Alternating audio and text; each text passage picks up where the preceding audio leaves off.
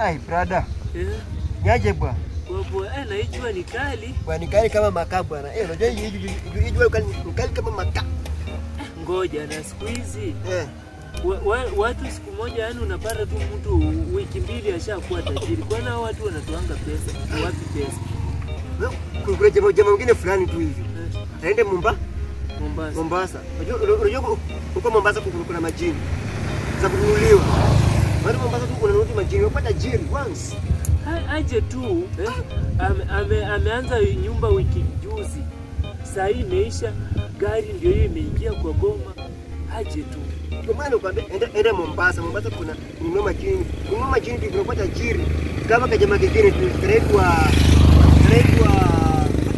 soma na kajinga kwa darasa kajinga. Ndio wanjara. Ule mmoja mwenye sikianga ati anko yake anashona viatu akimlipia fee. Huyo. Enda Mombasa 2 days. Kigorofa kubwa. Vijana mambo vipi? Poa sana. Nyinyi ndio mnakaa kwa njia kama mazindiko, alafu mnasengenya watu. Tumekusanya wewe. Mimi nilikuwa napita zangu, nasikia ule bwana kuna bibi wawili, amenunua gari juzi, inaonekana alienda Mombasa akanunua majini. Ndio maana mnakaa kwa njia kama maidolu kusengenya watu. Kwanza wewe bwana mfupi kama nyundo, na kofia kama la bakuli la mchuzi, wewe umesengenya sana. Baby. Sasa wewe umejuaje tunakusengenya? Tumesengenya wewe. Hamjasengenya mimi, lakini na wafunda maneno muhimu. Wewe umesikia tukitaja mtu yoyote hapo?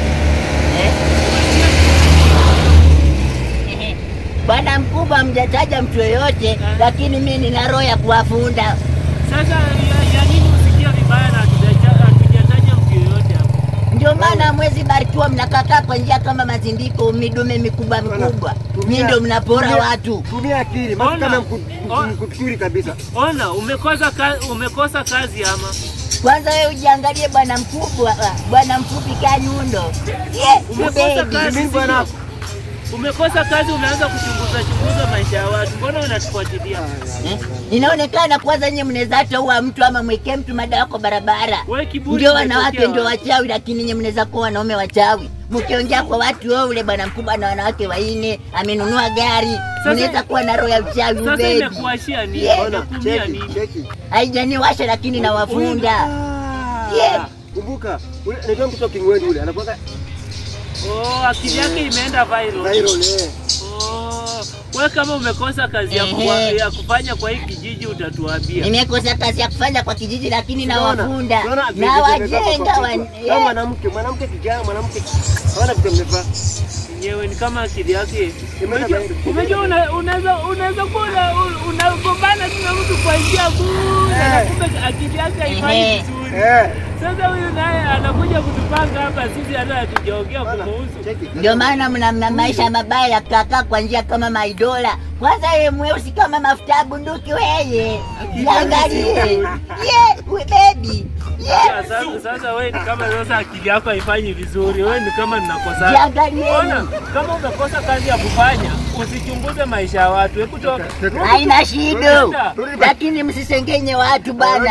Haya na uache kutufuatilia. Nenda huko na kofia kama bakuli la mchuzi, mpumbavu. Tena wala kaa. Ule ni mchizi fulani tu. Akili yake imeenda viral kiasi. Hizi shida na udaku wetu hapa bwana. Hata nilikuwa nimesahau. Hata hajaoa ule. Ndio maana amechanganyikiwa.